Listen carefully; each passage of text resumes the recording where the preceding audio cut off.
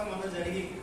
Surgical strike చేసి వారి యొక్క నక్సలైట్ అంటే ఆ తీవ్రవాదుల యొక్క స్థావరాలన్నింటినీ కూడా మన భారతదేశం పేరు వేసింది. అది కూడా ఒక యుద్ధమే. ఆ యుద్ధం ఆగింది. అలాగా ఇప్పటికీ మనం యుద్ధం సమాచారం వింటూనే ఉన్నాం.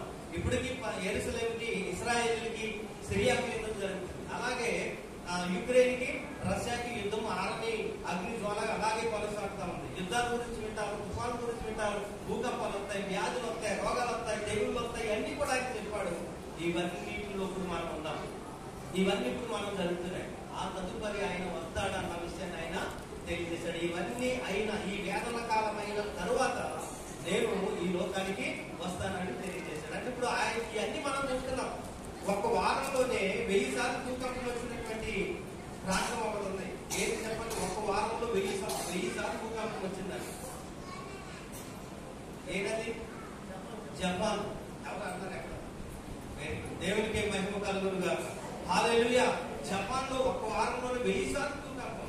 అప్పుడు మనం ఎప్పుడో ఒకసారి వాళ్ళ భూకంపం అంటే తరచుగా కాదు, అరుదుగా వీడేటటువంటి వారు. కానీ ఇప్పుడు ప్రతిరోజు భూకంపమే, ప్రతిరోజు వరద, ప్రతిరోజు తుఫానే, ప్రతిరోజు ఏదో ఒక చోట సునామీ, ప్రతిరోజు ఏదో ఒక తెగిలి మనం చూస్తా ఉన్నాం. ఇవన్నీ ఈ వేదనలన్నీ దేనికి సాదృశ్యం అంటే ఆయన రాకడకు సాదృశ్యములై ఉన్నవి. దేవునికి మహిమ కలుగునుగాక. మరి ఇటువంటి పరిస్థితుల్లో ఉన్నటువంటి మనము ఆయనతో పాటు ఆయన వచ్చినప్పుడు ఆయనతో పాటు ఎత్తబడేటటువంటి వారిగా ఉండాలి. అంటే ఆయన రెండవ రాకడలో ఆయనతో పాటు మనం ఎత్తబడేటటువంటి స్థితిలో ఉండాలి. అంటే మనం ఏం చేస్తే ఆయనతో పాటు ఎత్తబడే వారిగా ఉంటాం అన్న విషయాన్ని కనుక మనం ఆలోచన చేస్తే, ఇందు గురించే పౌలు గారు ఒక మాట అంటారు. రోమపత్రిక 12వ అధ్యాయం 2వ వచనంలో ఒక మాట అంటారు. ఏమంటారంటే, మీరు ఈ లోక మర్యాదను అనుసరింపక ఉత్తమమును, అనుకూలమును, సంపూర్ణమునై ఉన్న దేవుని చిత్తమేదో పరీక్షించి తెలుసుకున్నట్లు మీ మనస్సు మారి ఏమంటారు? రూపాంతరము పొందండి. దేవునికి మహిమ కలుగునుగాక. హల్లెలూయా. ఇవన్నీ జరుగుతాయి. మరి జరిగినప్పుడు మీరు దేవునితో మమేకమై ఉండాలి. అంటే దేవునితో ఉండాలంటే దేవునితో ఎత్తబడాలి. అంటే మీరు ఏం చేయాలి? ఈ లోక మర్యాదను మీరు అనుసరింపవద్దు. ఈ లోక మర్యాదను మీరు అనుసరింపవద్దు అని అంటాడు. అసలు లోక మర్యాద అంటే ఏంటి? లోక మర్యాద అంటే ఏంటి అంటే, ఒక వ్యక్తి అంటాడు, నా ప్రాణమా తినుము, తాగుము, సుఖించుము, ఎంజాయ్ చేయమంటున్నాడు. ఇది లోక మర్యాద. అదే చెప్తుంది లోకం నీకు. తిను, తాగు, ఎంజాయ్ చేయి, జల్సా చేయి, నీ ఇష్టం వచ్చినట్లుగా నడుచుకో అనేది చెప్తుంది మనకు లోకం. అందుకనే 1 యోహాను పత్రికలో 1వ అధ్యాయంలో 15వ వచనంలో నుంచి కనుక మనం చూస్తే అక్కడ ఏముందో తెలుసా? ఈ లోకములో ఉన్నదంతయు శరీరాశయు, నేత్రాశయు, జీవపటంబము ఇది తండ్రి మూలంగా పుట్టినవు కావు. దేవునికి మహిమ కలుగునుగాక. హల్లెలూయా.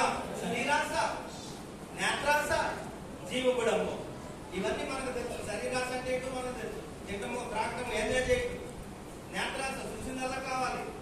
నేత్రాశ, జీవపటంబం అంటే దంభముగా ప్రవర్తించడం, అహంకారం, గర్వం, క్రోధం, అసూయ, ద్వేషం, కలహాలు, మత్తకం, విభేదాలు, అల్లలతో కూడినటువంటి ఆటపాటలు ఇవన్నింటినీ కూడా జీవపటంబముతో పోల్చాడు. ఈ లోకంలో ఉన్నదంతా కూడా ఏంటంట? శరీరాశ, నేత్రాశ, జీవపటంబము ఇది తండ్రి మూలముగా పుట్టినవి కావు. దేవునికి మహిమ కలుగునుగాక. అందుకే ఇక్కడ అన్నాడు రోమపత్రికలో అపోస్తలుడైనటువంటి పౌలు, మీరు ఈ లోక మర్యాదను అనుసరింపక ఉత్తమమును, అనుకూలమును, సంపూర్ణమునై ఉన్న. ఉత్తమమైనదేంటి? అనుకూలమైనదేంటి? సంపూర్ణమై ఉన్నది ఏంటి? ఇది ఎవరికి అవసరం? ఇది ఈ విధంగా ఉన్నప్పుడే మనం దేవునికి పనికొస్తాం. మనం పనికొచ్చే పాత్రలుగా మారుతాం. ఆయన ఉత్తమంగా ఉండాలి. మనం ఆయనకు అనుకూలమైనటువంటి వారిగా మనం ఉండాలి. సంపూర్ణమైనదిగా మనము ఆయన ఎదుట ఉండాలి. సంపూర్ణంగా మనం ఆయన ఎదుట ఉండాలి. ఇక్కడ అన్నాడు, ఉత్తమమైనది, అనుకూలమైన, సంపూర్ణమై ఉన్న దేవుని చిత్తమేదో పరీక్షించి తెలుసుకుంట వలన మీ మనస్సు మారి నూతన మగుట వలన. మీ మనస్సు మారి నూతన మగుట వలన అంటే ఏం మారాలంటాడు ఆయన? మనస్సు మారాలి. మన మనస్సు మారాలి. మన మనస్సు మారి ఏం చేయాలంట? రూపాంతరం చెంది నూతనము పరచబడాలి మనం. దేవునికి మహిమ కలుగునుగాక. హల్లెలూయా. అందుకనే 1 యోహాను 1వ అధ్యాయం 17వ వచనంలో అంటాడు. ఏమంటాడు తెలుసా? లోకము దాని ఆశలన్నీ చిత్తమును జరిగించువాడు నిరంతరమును నిలుస్తాడు. దేవునికి మహిమ కలుగునుగా. లోకము దాని ఆశలు అన్ని కూడా కత్తించిపోతాయంట. ఒక సమయంలో మనం చూస్తాం, పేతురు పత్రికలో ఉంటారు, 2వ పేతురు పత్రిక 2వ పేతురు పత్రికలో 3వ అధ్యాయం 12వ వచనంలో మనం చూస్తాం, 11-12వ వచనంలో లోకము దాని ఆశలు ఎలా కత్తించిపోతాయని అక్కడ రాస్తా ఉన్నాడు. ఇవన్నీ ఇట్లు లయమైపోవును కనుక ఆకాశములు రగులుకొని లయమైపోవునట్టియు పంచభూతములు మహావేంద్రముతో కరిగిపోవునట్టియు దేవుని దినపు రాకడ కొరకు కనిపెట్టుచు దానిని ఆశతో అపేక్షించుచు మీరు పరిశుద్ధమైన ప్రవర్తనతో భక్తితోను ఎంతో జాగ్రత్త గలవారై ఉండాలి. దేవునికి మహిమ కలుగునుగాక. యేసు ప్రభు రాకడికి మనం ఎలా జీవిస్తున్నామో అలాగే జీవిస్తూ ఉంటుంటే, ఎలా బ్రతుకుతున్నామో అలాగే బ్రతుకుతూ ఉంటుంటే, మనలో ఏ మార్పు లేకపోతే, మన మనసు మారకపోతే, మనం నూతనం పరచబడకపోతే, మనం ఇలాగే ఉంటే మనం దేవుని రాకడలో ఆయనతో పాటు ఎత్తబడలేము అన్న విషయాన్ని పేతురు గారు అక్కడ కూడా తెలియజేస్తా ఉన్నారు. ఏమంటాడంటే, ఇవన్నీ పంచభూతములు ఇవన్నీ కూడా మికుటమైన వేటంతో లైవ్ అయిపోవును. కానీ ఏమంటున్నాడు, మీరు ఆయన రాకడ వరకు ఎలా ఉండాలంట? వెళ్ళుకొని జాగ్రత్త కలిగి మీరు ఎలా ఉండాలి? ప్రార్థనతో, పరిశుద్ధతతో ఆయన రాకడ వరకు మీరు కనిపెట్టుకుని ఉండవలసినటువంటి వారై మీరున్నారన్న విషయాన్ని అక్కడ పేతురు గారు కూడా చెప్తూ ఉన్నారు. దేవునికి మహిమ కలుగునుగాక. హల్లెలూయా. అందుకనే ఈ రోమాలో ఉన్నటువంటి క్రైస్తవులతో అపోస్తలుడైనటువంటి పౌలు చెబుతున్నటువంటి మాటలు ఏంటంటే, మీరు ఈ లోక మర్యాదను అనుసరింపక, ఈ లోక మర్యాద అనుసరింపదు, మీరు ఈ లోకాన్ని అనుసరించొద్దు, ఈ లోకంలో ఉన్న ప్రకారంగా వాటి ప్రకారంగా మీరు జీవించొద్దు, ఈ లోకాన్ని మీరు మీ మనసులోనికి, మీ హృదయంలోనికి, మీ జీవితాల్లోనికి తీసుకోకండి. ఎందుకంటే మీరు లోకంలో నుండి ఏం చేయబడ్డారు? ప్రత్యేకింపబడ్డారు. ఈ లోకంలో నుంచి మీరు ఎన్నుకోబడ్డారు. ఈ లోకంలో నుంచి మీరు సెపరేట్ చేయబడ్డారు. మిమ్మల్ని లోకంలో నుంచి నేను ఏర్పరచుకున్నానని ఆయన చెప్తా ఉన్నాడు. ఒకప్పుడు మీరు చీకట్లో ఉన్నారు, కానీ నేను ఇప్పుడు మిమ్మల్ని నా ఆశ్చర్యకరమైన ఈ వెలుగులోనికి మిమ్మల్ని పిలుచుకున్నాను. ఎందుకు పిలుచుకున్నాను? నా గుణాతిశయములను ప్రచురణ చేయు నిమిత్తము, రాజులైన యాజక సమూహముగా ఉండు నిమిత్తము, పరిశుద్ధ జనముగా ఉండుట నిమిత్తము, నా సొత్తైనటువంటి ప్రజలుగా ఉండుట నిమిత్తమై నేను మిమ్మల్ని లోకంలో నుంచి ప్రత్యేకించుకున్నాను. మీరు మళ్ళా తిరిగి లోకంలో కలవటానికి వీల్లేదు అని మరి పేతురు గారు మళ్ళా తను రాసినటువంటి పత్రికలు 2వ అధ్యాయం 9వ వచనంలో మనకు తెలియజేస్తా ఉన్నారు. కాబట్టి పౌలు గారు ఏమంటాడంటే, మీరు ఈ లోక మర్యాదను అనుసరింపవద్దు. ఒకవేళ కనుక మీరు ఈ లోక మర్యాదను అనుసరించేటటువంటి వారుగా ఉంటే, దేవుని సిద్ధమేదో మీకు తెలియదు, ఆయనకు అనుకూలమైనది ఏదో మీకు తెలియదు, ఉత్తమమైనది ఏదో మీకేమో తెలియదు.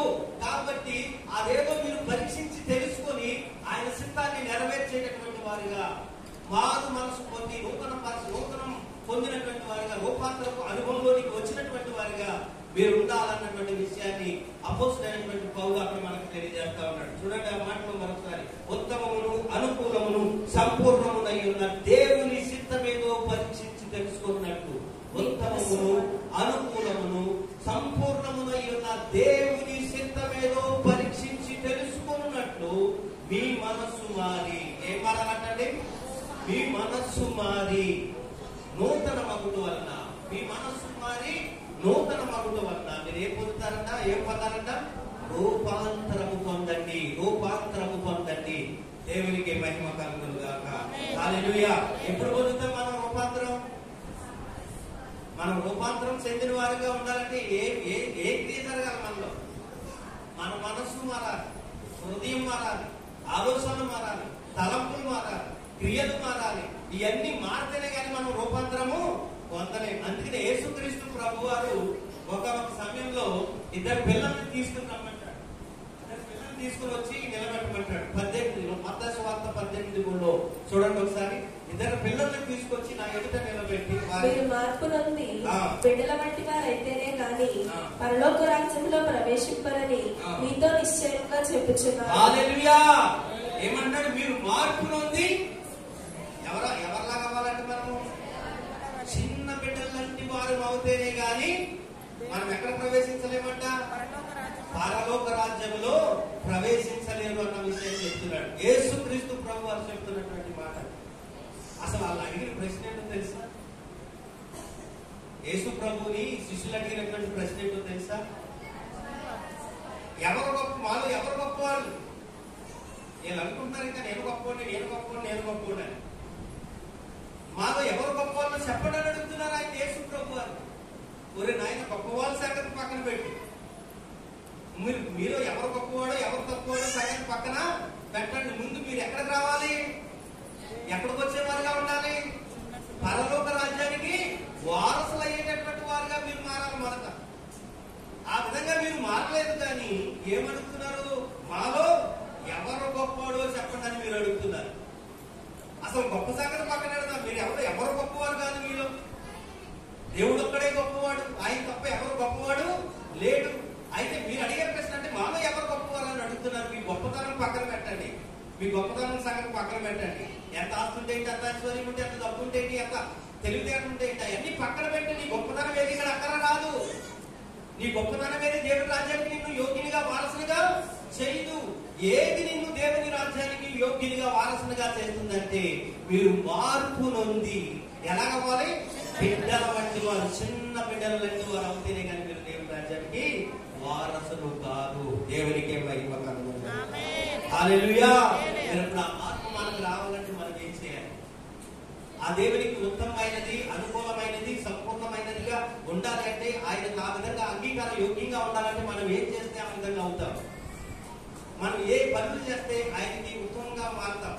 మనం ఏ పనులు చేస్తే ఆయనకు అనుకూల యోగ్యంగా మారుతాం? మనం ఏం చేస్తే ఆయన యొక్క సిద్ధాన్ని నెరవేర్చేటటువంటి వారంగా అవుతాం, సంపూర్ణం అవుతాం, ఆయన రాజ్యానికి వారసులం అవుతాం అన్నది ఇది మన ప్రసంగ ధ్యానాంశం. మనం ఏం చేస్తే ఆయన రాజ్యానికి వారసులం అవుతాం, మనం ఏం చేస్తే ఆయన జీవాన్ని మనం పొందుకునేటటువంటి వారంగా ఉంటాం అనే విషయమే ఈ దినం నేను చెప్పబోయేటటువంటి విషయం. దానికి కాదు మొట్టమొదటిగా ఏమంటాడంటే యోహాను మొదటి పత్రిక 3వ అధ్యాయము 3వ వచనంలో అంటారు, ఆయన పవిత్రమైన జీవితాన్ని మీరు జీవించాలని చెప్తున్నారు.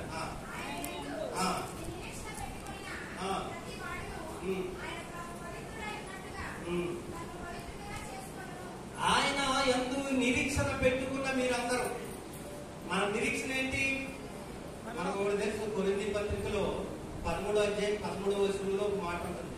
ఆ పత్రిక అంతా, ఆ 13వ అధ్యాయం అంతా కూడా ప్రేమను గురించి చెప్తూ ఉంటుంది. అయితే ఈ 13వ అధ్యాయం 13వ వచనంలో ఒక మాట అంటాడు ఆయన, కాగా విశ్వాసము, నిరీక్షణ, ప్రేమ ఈ మూడును నిలుచుము. చివరి వరకు నిలిచేవేంటో తెలుసా? విశ్వాసము, నిరీక్షణ, ప్రేమ ఈ మూడు చివరి వరకు నిలుస్తాయి. ఇందులో శ్రేష్టమైనది ఏంటో తెలుసా? ఈ మూడింటిలో శ్రేష్టమైనది ప్రేమయే అని చెప్తా ఉన్నాడు. దేవునికి మహిమ కలుగునుగా. హల్లెలూయా. అయితే ఈ మూడింటిని మనం గమనిస్తే ఇప్పుడు నిరీక్షణ అనేది ఒకటి ఉంది. ఇందులో ఏముంది? నిరీక్షణ, విశ్వాసము, ప్రేమ. ఈ నిరీక్షణ అంటే ఏంటి మరి? దేని కొరకు మన నిరీక్షణ? దేని కొరకు మనం కనిపెట్టుకొని ఉన్నాం? దేని కొరకు మనం ఎదురు చూస్తున్నాం అన్నది కనుక మనం ఆలోచన చేస్తే యేసు క్రీస్తు ప్రభు వారి కొరకు మనం కనిపెట్టుకొని ఉన్నాం. ఆయన వస్తాడు, ఆయన వచ్చి మనల్ని ఆయనతో పాటు తీసుకొని వెళ్తాడు. ఆయనతో పాటు నేను సదాకాలము ఆయన దగ్గర నిత్య జీవాన్ని కలిగి ఉంటాను అనేదే మన నిరీక్షణ. దేవునికి మహిమ కలుగునుగాక. హల్లెలూయా. అందును బట్టి ఇక్కడ ఏమంటాడంటే మళ్ళీ చదవండి, మొదటి యోహాను 3:3 మళ్ళీ చదవండి ఒకసారి. ఆయన యందు ఈ నిరీక్షణ పెట్టుకొని యేసు ప్రభునందు ఈ నిరీక్షణ పెట్టుకొని ప్రతివాడును ఆయన పవిత్రుడై ఉన్నట్లుగా తన్ను పవిత్రునిగా చేసుకొనవలెను. యేసు ప్రభు అని ఏమై ఉన్నారంట? పవిత్రుడై ఉన్నాడు.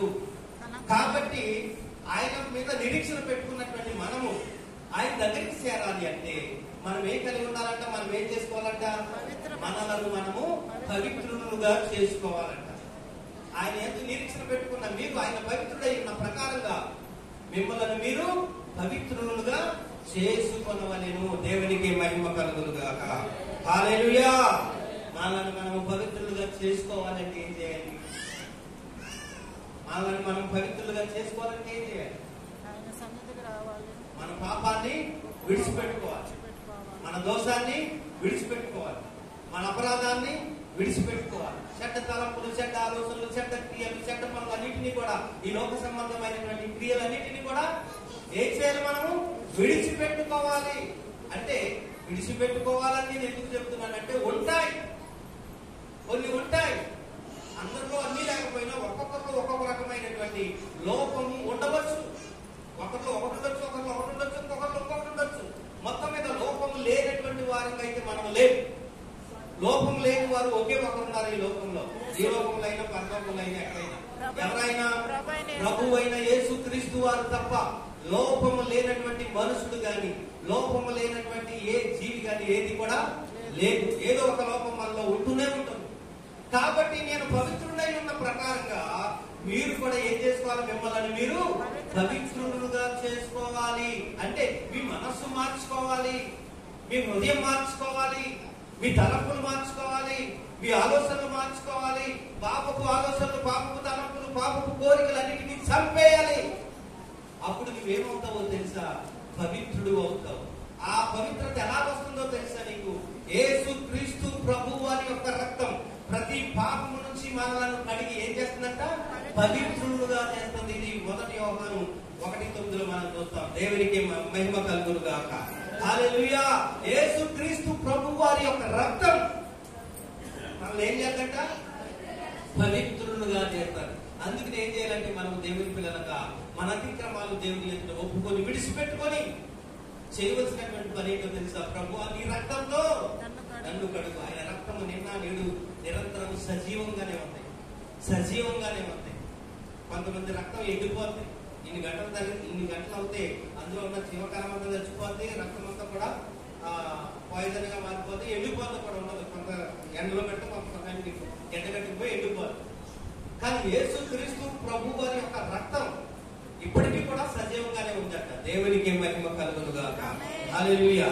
ఎలాగో తెలుసు, రాను వైట్ అనేటువంటి ఒక వ్యక్తి, ఈ జియోగ్రాఫికల్ గా పరిశోధనలు చేసేటటువంటి వ్యక్తి, ఎక్కువగా దేవుని యొక్క దేశంలో, ఇశ్రాయేల్ దేశంలో ఆ దేవునికి సంబంధించినటువంటి విషయాల్లో అతను ఎక్కువగా పరిశోధనలు చేస్తూ ఉంటాడు. ఆ పరిశోధన చేస్తున్నటువంటి సమయంలో ఈ యేసు ప్రభు వారిని ఎక్కడ, ఏ కొండ మీద సిలువేశారు చెప్పండి? గోల్గోతా కొండ పైన సిలువేశారు. ఈ గోల్గోతా కొండ పైన సిలువేసినప్పుడు ఆ భూమి బద్దలైంది. ఆయన సిలువేసినప్పుడు భూములు బద్దలైంది, భూకంపం వచ్చింది, మంటలు పగిలిపోయి ఇవంతా జరిగింది. ఈయన సిలువ మీద ఉన్నాడు. సిలువ మీద ఉన్నప్పుడు ఆయన ప్రక్కలో పొడిచినప్పుడు ఏమొచ్చింది? నీరు, రక్తం కూడా వచ్చింది. ఆ రక్తము కిందకి వెళ్ళి, ఆ పగిలినప్పుడు భూమి నెరవేర్చినప్పుడు కిందకి వెళ్ళి, కింద ఏమన్నారో తెలుసా? దేవుని యొక్క మందసం. ఆ సిలువ కిందే మందసం దాచిపెట్టారు. మందసం అంటే తెలుసు కదా, తెలుసా లేదా? అతి పరిశుద్ధమైన స్థలంలో మోసే ద్వారా చేయబడినటువంటి నిబంధన మనసు ఉంటది. ఆ మనసాన్ని ఇశ్రాయేలీయులు ఎక్కడ దాచిపెట్టారంటే, ఆ గోల్గోతా కొండ కింద దాచిపెట్టారు. ఎవరికి కనబడకుండా దాచిపెట్టారు. ఆ నిబంధన మనసం పైనే ఎవరు సిలువేయబడ్డారు? యేసు ప్రభు వారు సిలువేయబడ్డారు. ఇది ఎవరికి తెలియదు. ఇది ఎప్పుడు తెలిసింది? రాను వైట్ అనేటువంటి ఈ యొక్క అమెరికా శాస్త్రవేత్త ఈ జియోలాజికల్ గా పరిశోధన చేసినప్పుడు, దేవుని వస్తువులు, దేవుని కళాలు, పాత్రలు, మందసము ఇది ఎక్కడున్నది, ఎక్కడున్నాయి కనిపెట్టడానికి వారు పరిశోధన చేసినప్పుడు, ఈ గోల్గోతా కొండ కింద తవ్వినప్పుడు ఆ మందసం పెట్టి మీద రక్తపు చుక్కలు ఉన్నాయంట. ఈ రక్తపు చుక్కలు ఎలా వచ్చినాయి, ఈ రక్తం ఎలా వచ్చింది అని అతనికి డౌట్ వచ్చి, ఆ ఇజ్రాయెల్లో ఉన్నటువంటి ఒక ఫేమస్ ఒక ల్యాబొరేటరీకి ఆ రక్తాన్ని గీక్కొని వెళ్ళి, ఒక డబ్బా ఉంటుంది కదా రక్తం పెట్టే డబ్బా, అందులో గీక్కుని వెళ్ళి దాన్ని తీసుకెళ్లి వారికి ఇచ్చారంట. దీన్ని పరిశీలన చేసి ఈ రక్తము ఎన్ని జీన్స్ ఉన్నాయి, ఎన్ని క్రోమోజోమ్స్ ఉన్నాయి, దీని డిఎన్ఏ ఏంటి, ఇవన్నీ పరిశీలన చేయమని ఆయనకి ఇచ్చినప్పుడు అతనే ఆ ల్యాబ్ వారు ఏం చేశారంటే, దాన్ని మీకు ఇప్పుడు అప్పుడే కాదు, చాలా రోజుల తర్వాత చూస్తున్న రక్తం ఇది, కాబట్టి దీన్ని మేము ఒక 72 hours దీన్ని మేము ప్రాసెస్ చేసిన తర్వాత దీని రిజల్ట్ ఏంటో మీకు చూస్తాం, ఆ తర్వాత మీరు రండి, 72 hours తర్వాత మీరు రండి అని చెప్పి ఆయన పంపించేసిన తర్వాత దీన్ని ప్రాసెస్ లో పెట్టారు. రన్నింగ్ లో పెడతారు, ఏదో పెడతారు కదా, తిప్పుతారు కదా. అలా తిప్పడం వల్ల ఆ ఎప్పుడో క్రీస్తు చనిపోయినప్పుడు కాల్చినటువంటి ఆ రక్తము ఇప్పుడు అలా తిప్పడం ప్రాసెస్ లో ఏమైందో తెలుసా? జీవముగా మారిపోయింది, అంటే రక్తంగా మారింది. రక్తంగా మారినప్పుడు ఆయన అడిగారు అనమాట. 72 అవర్స్ తర్వాత రాజు బయట వచ్చి ఆ ఏ ల్యాబొరేటరీలు ఇచ్చాడో ఆ ల్యాబొరేటరీలు అడిగినప్పుడు ఇది ఏంటి, ఎలా ఉంది పరిస్థితి అంటే జీవకుడికి జీవంతో ఉంది, ఎన్ని రోజులు అయిందండి ఈ రక్తం తీసాడు అడుగుతున్నాడు. అప్పుడు ఆయన చెప్పాడు, ఇది ఎవరి రక్తమో తెలుసా? మనందరి కొరకు సిలువలో తన ప్రాణం పెట్టి తన రక్తాన్ని కాల్చినటువంటి యేసు క్రీస్తు ప్రభు వారి యొక్క రక్తము నేను అక్కడ త్రవ్వినప్పుడు ఆ సిలువ పై నుంచి ఆయన రక్తము ఈ మందసం మీద పడింది. అప్పుడు భూములు బదలవడం వల్ల ఆ రక్తం ఇప్పటికీ కూడా సజీవంగానే ఉంది. అది మన రక్తంలో ఎందుకు క్రోమోజోమ్స్ ఉంటాయి చెప్పండి, ఏం చేయాలంటే చెప్పండి. 23 జతలు ఉంటాయి, 23 జతలు కదా. దేవునికి మహిమ కలుగును గాక. అయితే 5 దాంట్లో 22 అంటే ఒక లేదు, అంటే శరీర సంబంధానికి వచ్చింది లేదు, కేవలం ఆయన ఆత్మ సంబంధమైనటువంటి దేవుడు కాబట్టి 5 దాంట్లో 22 ఉన్నాయి. దేవునికి మహిమ కలుగును గాక. హల్లెలూయా. కాబట్టి ప్రియ దేవుని పిల్లలారా, ఈ విషయాన్ని నేను ఎందుకు మీకు తెలియజేస్తున్నానంటే మనం దేవుని రాకడకు అతి సమీపంలో ఉన్నాం. మన జనరేషన్ లోనే దేవుని రాకడ వస్తుంది, ఇది కంపల్సరీ సత్యం. ఇది దక్షిణ కొరియాలో ఒక వ్యక్తి ఉన్నాడు, కిమ్ సూన్ అని ఉన్న ఒక వ్యక్తి ఉన్నాడు. అంటే నార్త్ కొరియా ప్రైమ్ మినిస్టర్ కాదు. ఇతను ప్రపంచంలోనే అత్యధిక ఐక్యూ కలిగినటువంటి వ్యక్తి అంటే ఇతను. దీన్ని డిసైడ్ చేసినటువంటి వారు గెగా యూనివర్సిటీ వాళ్ళు, ఇంకొక ఏదో ఉంది. ఆ మొత్తం ఆ యూనివర్సిటీ వాళ్ళు ఇతని ఐక్యూని పరిశీలించినప్పుడు ఇతని ఐక్యూ ఎంత ఉందో తెలుసు. సాధారణంగా ఒక మనిషి యొక్క ఐక్యూ ఎంత ఉందో చెప్పండి, సైన్స్ స్టూడెంట్స్ ఎవరైనా ఉంది ఐక్యూ 100 లోపే ఉంటుంది, ఎవరికైనా కూడా 100 లోపే ఉంటుంది. థామస్ అల్వా ఎడిసన్ గారి యొక్క ఐక్యూ ఎంత ఉందో తెలుసా మీకు? 160 ఉంది. ఎంత? 160. కానీ ఇప్పుడు నేను చెప్పాను చూడు, దక్షిణ కొరియాకు సంబంధించినటువంటి ఈ వ్యక్తి యొక్క ఐక్యూ ఎంత ఉందో తెలుసా? 260 ఉంది. దేవునికి మహిమ కలుగును గాక. ప్రపంచంలో అత్యధిక ఐక్యూ కలిగినటువంటి ఏకైక వ్యక్తి ఎవరంటే దక్షిణ కొరియాలో ఉన్నటువంటి ఆ వ్యక్తి. అతని పేరు కిమ్ జోన్ ఏదో ఉంటుంది పేరు. అప్పుడు ఆ వ్యక్తి అంటున్నాడు, ఆయన కూడా చెప్తూ ఉన్నాడు, ఈ భూమిలో జరుగుతున్నటువంటి ఈ క్రియలను పరిశీలించి, చరిత్రను పరిశీలించి, దేవుని యొక్క వాక్యాల్లో ఉన్నటువంటి ప్రవచనాలను పరిశీలించి మనము ఇప్పుడు ఏ స్థితిలో ఉన్నాము, ఎక్కడ ఉన్నాము అంటే దేవుని యొక్క రాకడ దినాల్లో మనము ఉన్నాము అన్నటువంటి వ్యక్తిని ఉన్నాము అన్నటువంటి విషయాన్ని ఆయన చెప్తా ఉన్నాడు. పరిశీలన చేసి ఆయన సమయం చెప్పలేదు, డేట్ కూడా చెప్పలేదు. డేట్ సమయం ఎవరు కూడా చెప్పలేదు. సమయాలు కాలాలు